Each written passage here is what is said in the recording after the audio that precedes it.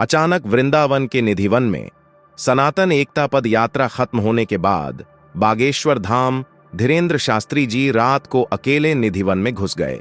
फिर जो चमत्कार हुआ उसे देखकर भक्तों के पसीने छूट गए। यह बात है 17 नवंबर 2025 की रात की है। वृंदावन में सनातन एकता पदयात्रा का भव्य समापन हो चुका था। लाखों श्रद्धालु बांके बिहारी के दर्शन करके यमुना स्नान करके लौट रहे थे। शाम ढलते ढलते निधिवन एकदम सुनसान हो गया। निधिवन का नियम तो सबको पता है, सूरज ढलते ही कोई इंसान अंदर नहीं रुकता। बंदर भी भाग जाते हैं, पक्षी चुप हो जाते हैं। सिर्फ राधा कृष्ण की रास लीला होती है, ऐसा मानते हैं लोग। लेकिन उस रात कुछ अलग होने वाला था। पदयात्रा खत्म होने के बाद बागेश्वर धाम के पंडित धीरेन्द्र कृष्ण शास्त्री जी, जिन्हें पूरा देश बागेश्वर बालाजी सरकार कहता है, अचानक गायब हो गए। उनके सेवादार परेशान, महाराज कहां चले गए? कोई बोला शायद बैंक के बिहारी जी के दर्शन करने गए होंगे, कोई बोला यमुना किनारे ध्यान लगाने गए होंगे। भक्तों, आधा अधूरा ज्ञान सुनना या छोड़ देना दुख और पाप का कारण बनता है। इसलिए इस घटना को अंत तक अवश्य देखें। अगर आप भी राधा रानी के सच्चे भक्त हैं तो इस वीडियो को लाइक करके चैनल को सब्सक्राइब जरूर करें और कमेंट में राधे राधे जरूर लिखें। तो चलिए बिना किसी विलंब के शुरू करते हैं। रात के 10 बज गए। ठंडी नवंबर की हवा चल रही थी। निधिवन के बाहर कुछ स्थानीय भक्त और सेवादार इंतजार कर रहे थे। तभी एक सेवादार ने दूर से देखा, सफेद धोती कुर्ता, कंधे पर जनेऊ, सिर पर मोर मुकुट वाली छोटी पगड़ी, महाराज अकेले ही निधिवन के मुख्य द्वार की ओर बढ़ रहे थे। महाराज रुकिए, निधिवन में रात को कोई नहीं जाता।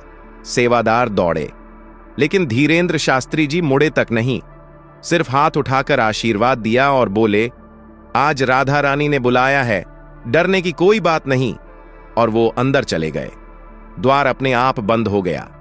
बाहर ताला नहीं लगा था, फिर भी कोई अंदर नहीं जा सका, जैसे कोई अदृश्य शक्ति रोक रही हो।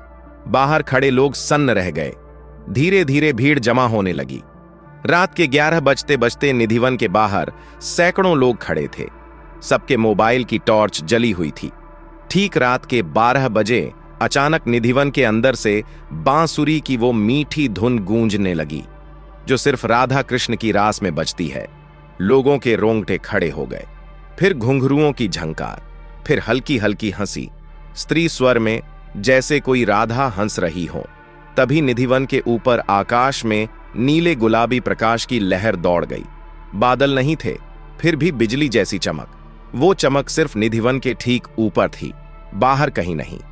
लोग चिल्लाने लगे, राधे राधे, जय श्री कृष्ण। रात के 12:17 पर निधिवन के अंदर से पूरी रासलीला की ध्वनि आने लगी। घुंघरू, मंजीरे, ढोलक, बांसुरी और हजारों कंगनों की खनक। लेकिन सबसे हैरान करने वाली बात यह कि वो ध्वनि बाहर तक आ रही थी, पर निधिवन के पेड़ एक भी नहीं हिल रहे थे। हवा नहीं चल रही थी, पत्ती तक नहीं डोल रही थी। तभी एक बुजुर्ग महिला चिल्लाई, देखो देखो, वो देखो ऊपर। सबने ऊपर देखा। निधिवन के सबसे ऊंचे तुलसी के पेड़ों के ऊपर हवा में 2 विशाल आकृतियां उभर रही थीं। एक नीले रंग की सिलहूट, मोर मुकुट, बांसुरी लिप्स पर पीतांबर लहरा रहा था, और उनके सामने गुलाबी लहंगे में लंबी चोटी, घुंघरू बंधे पैर, राधा रानी। लोगों ने मोबाइल उठाए, लेकिन हैरानी की बात, किसी के भी कैमरे में वो आकृति रिकॉर्ड नहीं हो रही थी। स्क्रीन पर सिर्फ अंधेरा दिख रहा था, सिर्फ आंखों से दिख रहा था। ठीक 12:30 पर बांसुरी की धुन एकदम तेज हो गई, और तब जो हुआ उसने सबके होश उड़ा दिए। निधिवन के अंदर से एक तेज प्रकाश की किरण सीधी ऊपर आकाश में गई और वहां फट गई। उस प्रकाश में एक विशालकाय कमल प्रकट हुआ, पूरी तरह सोने का। कमल के बीच में वही नीली आकृति विराजमान थी, और गोद में एक छोटी सी बच्ची जैसी आकृति, राधा रानी। और कमल के चारों ओर हजारों गोपियां नाच रही थीं, सब हवा में। लोग जमीन पर गिर पड़े। कोई रो रहा था, कोई हंस रहा था, कोई बेहोश हो गया। तभी निधिवन का मुख्य द्वार अपने आप खुला और धीरेन्द्र शास्त्री जी बाहर निकले। उनका चेहरा पूरी तरह प्रकाशमान था, आंखें लाल, आंसू बह रहे थे, हाथ जोड़े हुए थे। वो सीधे जमीन पर गिर पड़े और बोले, मैंने आज अपनी आंखों से ठाकुर जी की देखा है। राधा रानी ने मुझे अपनी शरण में बुलाया, मुझे अपने हाथों से मोरपंख दिया, मैंने उनके चरणों को छुआ है, आज से मैं धन्य हो गया। लोगों ने उनके पैर पकड़ लिए, कोई उनके कपड़े छू रहा था।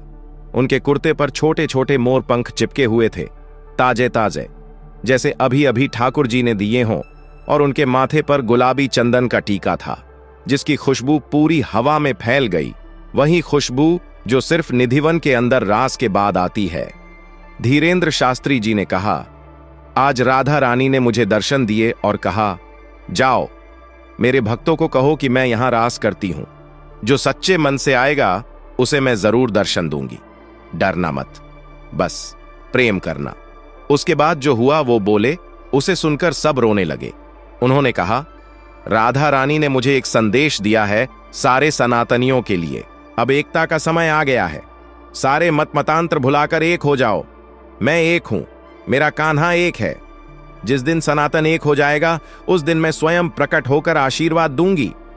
रात के 2 बज गए थे, फिर भी लोग जाने का नाम नहीं ले रहे थे। पुलिस आई, प्रशासन आया, लेकिन कोई कुछ कर नहीं सका। सब खुद ही शांत थे, कोई हंगामा नहीं, बस प्रेम था।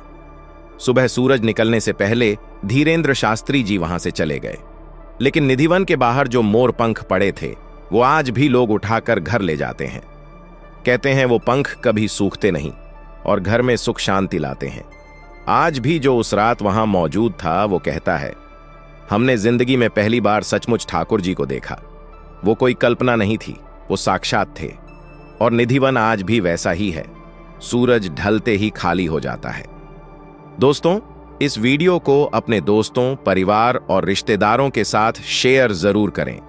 और वीडियो पसंद आई है तो वीडियो को लाइक करके चैनल को सब्सक्राइब जरूर करें और कमेंट बॉक्स में राधा रानी और जय श्री कृष्णा जरूर लिखें। धन्यवाद।